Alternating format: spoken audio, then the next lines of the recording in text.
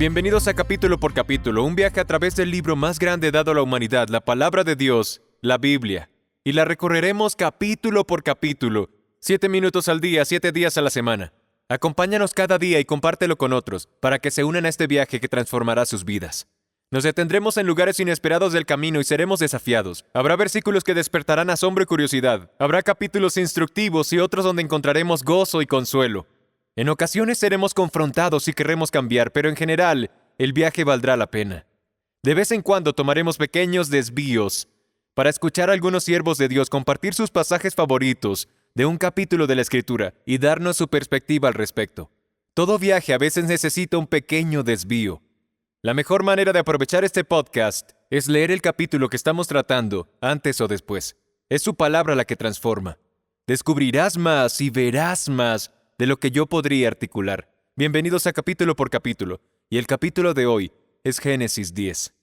¿Sabías que llegaríamos hasta aquí, al recorrer la Biblia capítulo por capítulo? Que llegaríamos a lo que algunos llaman la guía telefónica de la Biblia, las genealogías que se consideran aburridas. Son listas de nombres difíciles de pronunciar, y es que muchas veces son los capítulos genealógicos que se sienten como zonas de construcción en medio del viaje.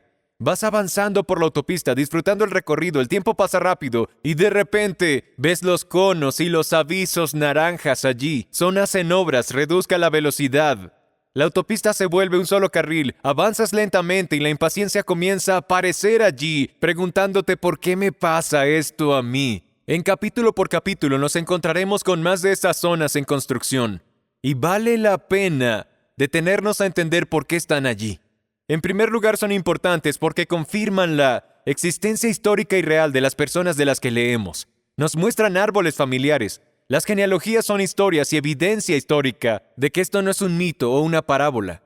Segundo, las genealogías cumplen un papel fundamental, incluso en las profecías bíblicas. Con el tiempo llegaremos a Mateo capítulo 1 y veremos la genealogía más importante de todas, la de Cristo. Estos registros históricos nos permiten comprobar que aquello que Dios dijo acerca del origen del Mesías realmente se cumplió.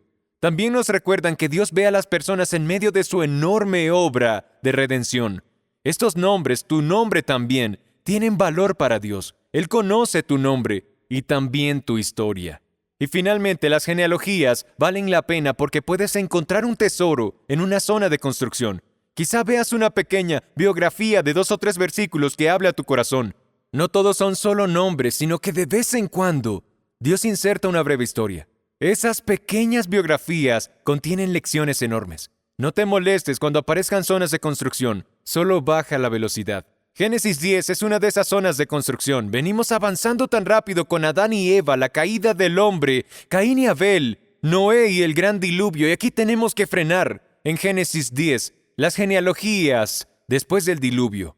Y tal como dijimos, en medio de los 70 nombres mencionados en Génesis 10, el Espíritu Santo se detiene en uno solo.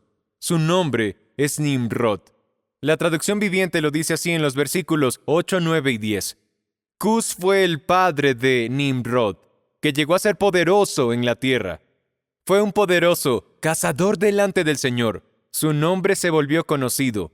Por tanto se dice como Nimrod, poderoso cazador, delante del Señor. El comienzo de su reino dice que fue Babel. Nimrod fue un hombre poderoso en la tierra, su reino fue Babel. Esto es enorme. Lo he visto muchas veces, demasiadas veces, en mis años de ministerio. Hombres y mujeres poderosamente usados por Dios, bendecidos por Dios, con un nombre asociado al éxito. Y todo lo que construyeron se convirtió en Babel.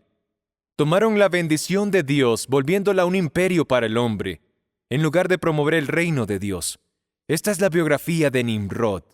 En Génesis 11 leemos más sobre su imperio en Babel, pero aquí ya vemos quién inició el proyecto. La parte del proyecto de Babel que realmente me produce escalofríos son estas palabras, y escúchalas aquí, en Génesis 11:4. Ellos básicamente dicen, hagámonos un nombre. El hombre poderoso, el hombre bendecido, el hombre reconocido, quería más seguidores. Pensó, si construyo esta monstruosidad, esta torre, mi nombre estará en boca de todos.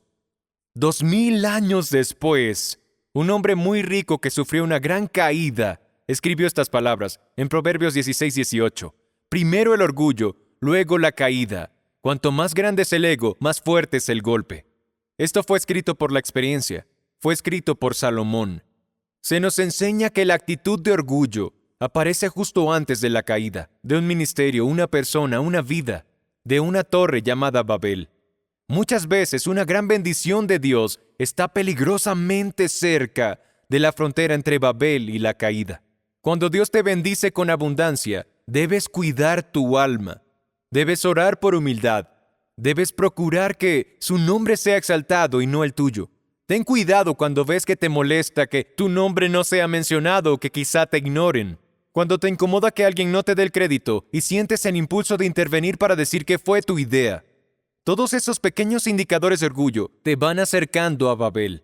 ¿No es llamativo que el nombre Nimrod signifique rebelémonos? Nadie sabe cuánto tiempo pasó desde esta breve biografía en Génesis 10 hasta la construcción de la torre al cielo, Babel, en Génesis 11. Nimrod dice esto en Génesis 11:4. Vamos, edifiquemos una ciudad, una torre cuya cúspide llegue hasta el cielo, y hagámonos un nombre para que no seamos dispersados sobre la faz de toda la tierra. Y luego dice esto unos versículos más adelante, en Génesis 11:8. Así los dispersó el Señor desde allí sobre la faz de toda la tierra y dejaron de edificar la ciudad. Por eso se llamó Babel, porque allí el Señor confundió el lenguaje de toda la tierra y desde allí los dispersó sobre la faz de toda la tierra. Esto es muy importante. Nimrod dijo, hagámonos un nombre para que no seamos dispersados. Y Dios hizo eso. El Señor los dispersó sobre toda la faz de la tierra. La voluntad de Dios gana. El plan de Dios gana. Me pregunto si el poder de Nimrod se estaba debilitando, si su fama comenzaba a desvanecerse, y su plan era mantenerla viva de alguna manera. Dios no tiene intención de mantener nuestros nombres en primer plano dentro de su misión. Solo un nombre importa y es el nombre de Jesús. Ten cuidado con perpetuar aquello a lo que Dios ya le puso fecha de vencimiento. Dios es quien controla el tiempo. Y cuando las personas no quieren soltar algo porque disfrutan de la notoriedad y la popularidad, lo siguiente que ocurre es que empiezan a construir una torre. Construyen Babel.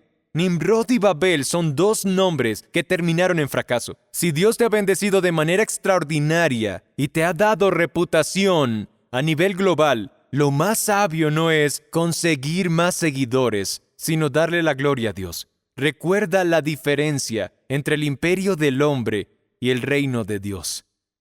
Gracias por ver capítulo por capítulo. Cada capítulo del mejor libro, la Biblia, la palabra de Dios, 7 minutos al día, 7 días a la semana. Nos vemos mañana.